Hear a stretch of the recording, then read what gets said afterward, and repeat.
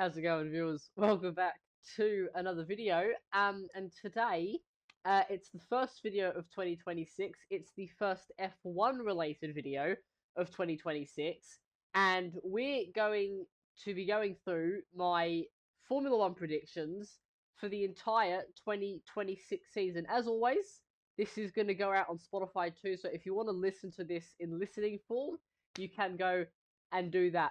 Basically, the format for this video, so we're going to do World Champion, we're going to do the World Championship position from 2 through till 5, we're going to predict the World Constructors Champion, we're also going to do a crazy prediction, driver moves, best race, worst race, and finally, we're going to cover who I think is going to be the Destructors Champion in 2026. But hopefully you all enjoy. At the end of the year, we're going to look back on this video and see how correct I was. Obviously, I'm going for everything absolutely spot on.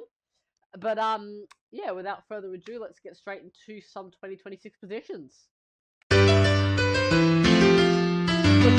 in the back, that is... Okay, so we're going to get into it now straight away, and we're going to start where I think the most logical place to start is, and that is going to be with my world champion for the 2026 F1 season. I have gone for, drumroll please, no drumroll, George Russell. Obviously, I think as many of you would know, I am a big George Russell fan. I haven't really predicted him for a championship many times in the past, but I think, this year, there's rumours of the new power units, the Mercedes one, which is going to be OP. We saw it in 2014, the last time we had an engine formula, and Mercedes just dominated. So look, I'm thinking George Russell, 10 wins the championship by 30 points. I think it's going to happen. So I'm locking in George Russell for world champion. Obviously, all these predictions are done prior to testing, so I have no idea how fast each car is going to be. But yeah, I'm going for GR number 1 at the end of 2026. And I pray that this one comes in. I don't care. Out of any of the predictions, this is the only one I really, really, really want to come in at the end of the season. GR1 2026. There we go. Okay, so we're going to keep moving along, staying on the World Championship route. We're going to go now to number 2 in the championship, and I have gone for Oscar Piastri. Now, I'm thinking, obviously, we've got the engine formula. Mercedes, I reckon, are going to be fairly quick.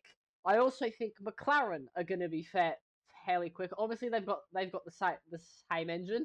They have the momentum from 2025. Obviously, Norris just won the title, but I think Piastri is going to be in much better form this year, and he's not going to do an end-of-season choke, if you get what I mean. So I think Piastri is going to be P2 in the championship. It's going to be really close in performance between McLaren and Mercedes, but I think Mercedes and Russell are just going to have that edge over Oscar and Lando at McLaren. But I think Oscar, out of the 2 McLaren guys, I think Piastri will just do a little bit better than Lando and finish P2 in the standings. But I think it is going to be very close. I don't think the gap will be more than 20, 30 points or something. It's going to be, I reckon it will be within a race win coming into the season. Whoever is World Championship. But I'm going to go Oscar Piastri for P2. Okay, and then moving on to number 3, I have gone for, and I kind of hinted it with the number 2 spot, but I've gone for Lando Norris at number 3. I think this season is very much going to be a case of McLaren working together, well, attempting to work together to try and dethrone Russell, who is going to have the better season. I think it could be fairly interchangeable depending on who finishes in front of Piastri and or Norris. I think both have a pretty good chance of finishing ahead of one another. but for the sake of these predictions, I've got to pick one, and for that reason, I think Norris is going to have a slightly worse season than Oscar Piastri and George Russell. Obviously, he just won the 2025 title, but I think that might be the peak for him. I don't think he'll win another again. So for that reason, I've gone for Lando Norris in P3, playing maybe a little bit more of a team game than he would have liked for the majority of this year, but that is what's going to leave him in third position at the end of the year. And then moving outside of the top three in the championship now, we're going to move to number 4, and I've gone with a little bit of an outsider here. I've gone for Fernando Alonso in P4 in the championship. There's a few reasons to this. One, obviously, we got Newey coming in, and I reckon that Aston Martin, I was telling a few mates, I reckon the Aston Martin is going to be the third quickest car. It's definitely not going to be in the top 2, but I reckon it's going to be quicker than the Red Bull and the Ferrari. It's going to be the third quickest car. So Alonso is going to rock up, good car. He's going to put in maybe a win or two, maybe 2 wins, a few podiums, maybe an odd pole position here and there. And he is going to be the driver this season who is basically just going to be a massive thorn in the side of the top 3, constantly going to be fighting at sort of the arse end of the podium and just being a constant issue for basically the whole year. That is what I see Alonso doing this year.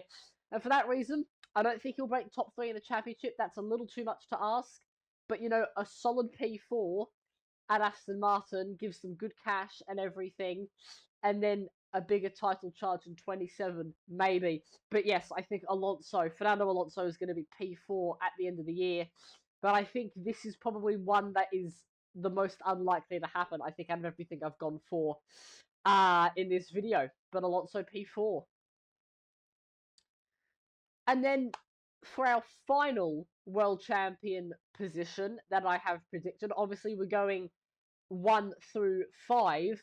In 5th spot, I have gone for Kimi Antonelli. Now, my thinking here is, obviously there were rumours that that Red Bull are going to have quite a good engine as well alongside Mercedes. There's something in my gut telling me that that isn't the case and that Ford engine isn't as good. So I don't see Max or Hadjar really in any sort of title contention throughout the year. So for that reason, obviously I predicted Russell P1, and I think that Mercedes is going to be a rocket ship.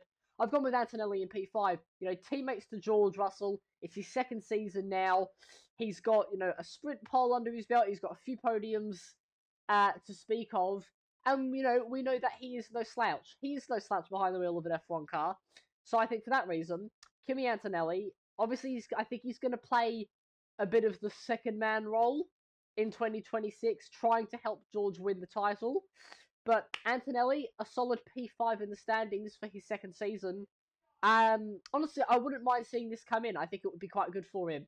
But yes, I'm going to go with Antonelli, lock it in, P5 in the World Championship.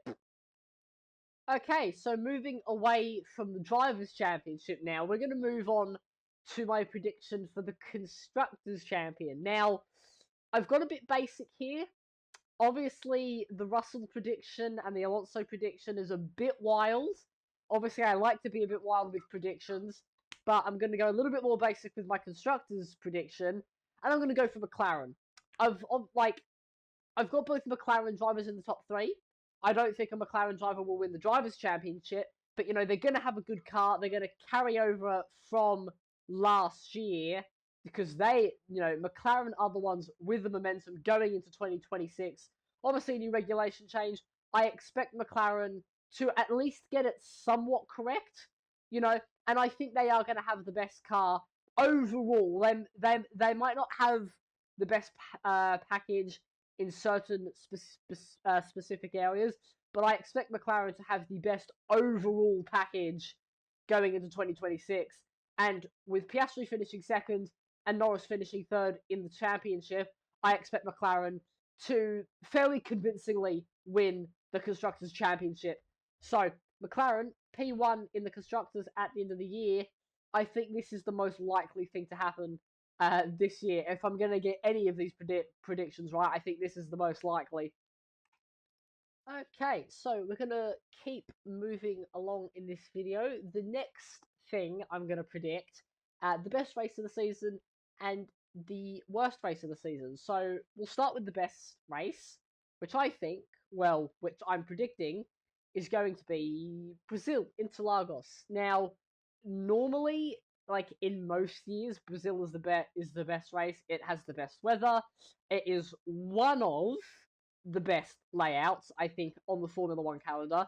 And every time we go there, it just always provides a good race. You know, we had an epic sprint last season. We also had an awesome race. You know, we had Piastri crashing out in the sprint. We also had the three-way collision in the main race. A lot of strategy going on. So it's definitely, I think, is going to be the best race of the season. And then the worst race of the season, I'm going to go with Madrid. Obviously, Madrid is the only new track on the calendar for 26. And I don't know, like, I've seen videos of, like, Assetto Corsa mods. You know, you've seen photos of the track map on what it's going to look like. And it just doesn't look like a good circuit. You know, it looks bloody dangerous for a start. Doesn't look like there are many passing opportunities, really anywhere on the track. So for that reason, I'm banking on it being the worst race of the season. And yes, that includes being worse than Monaco, because it's either going to be a bad race for one of two reasons.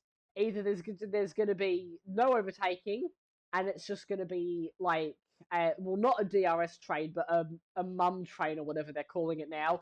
It's just going to be a train like that where no one can pass, and it's going to be like 56 laps of just boredom, or there are going to be so many crashes that it's just going to be an endless red flag, and they're going to end up cancelling it or something, and we're going to get no racing, and it will be bad for that reason. I don't know which one it will be, but it's going to be one of those two, and those are the reasons why I think Madrid is going to be the worst race of the season. Okay, so once again, moving on, we're going to get into driver moves now. Who is going to get kicked out?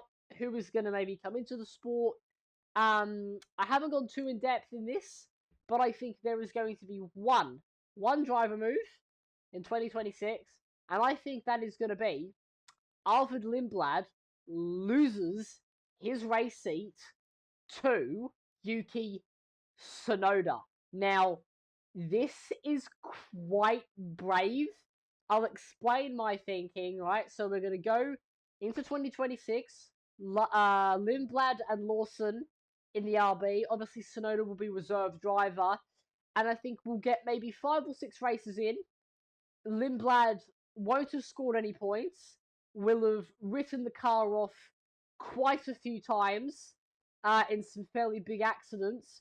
And the Red Bull higher-ups are going to realise maybe we shouldn't have thrown Tsunoda into the reserve role, and maybe we should have put him at least in the RB. So we're going to get to round 6-ish, and they're going to make the call. They're going to throw Lindblad out of the car, and they're going to put Tsunoda in the RB alongside Liam Lawson, and it is going to go back to the beginning of the end of 2024 lineup when we had Tsunoda and Lawson at the RB. That is my thinking.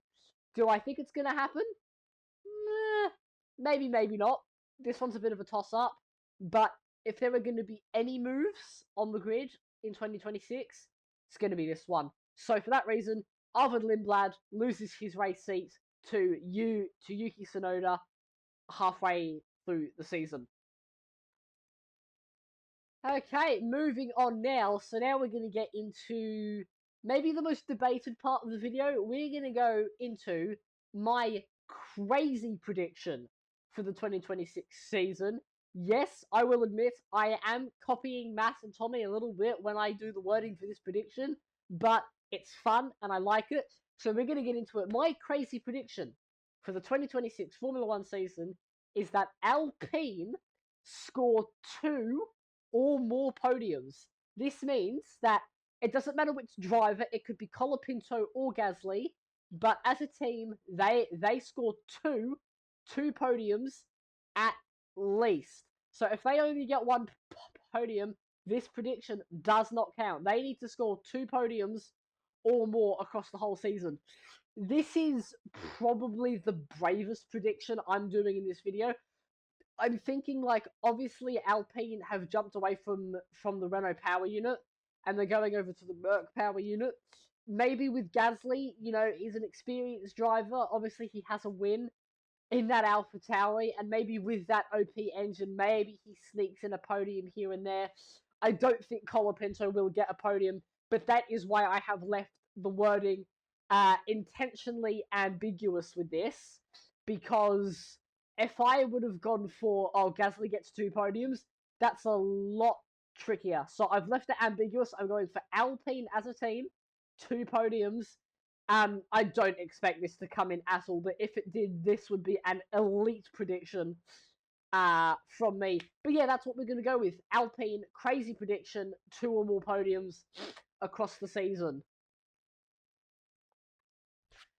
Okay, so we're getting to the end of this predictions video now, and the final thing we are going to cover is going to be the Destructors Champion. Now, for those of you who don't know what this is, it basically only happens on Twitter, but every year people track who has the most crashes and who does the most damage. Now, this is measured in, like, it's measured in dollars cost to the team in, like, repair costs.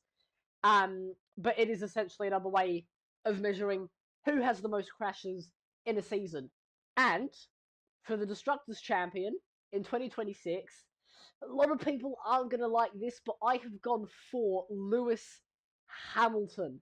Now, there were quite a few reports that the Ferrari, they're going with, a bold new strategy at Ferrari, which is going to give them a lot of performance and all this kind of stuff. It's going to be amazing and all this kind of thing. What that's code for is they've gone for something ridiculous and the car is going to be a nightmare to drive. That's what that means. And I'm thinking, Lewis he's sort of in the twilight of his career now. A quite possibly temperamental car, new regulations. It's not a good combo. So I reckon we're going to see quite a few times where that Ferrari is going to be buried in a wall and it is going to rack up the repair bill. I initially thought about going for Arvid Lindblad with this, but my prediction that he was going to lose his seat halfway through the year doesn't align, because really you need a whole season of crashes to win the Destructors Championship. So for that reason, I'm going Lewis Hamilton. Bit brave, may or may not happen. I reckon it might be pretty close with Leclerc as well, but I've gone with Lewis Hamilton for the Destructors Champion.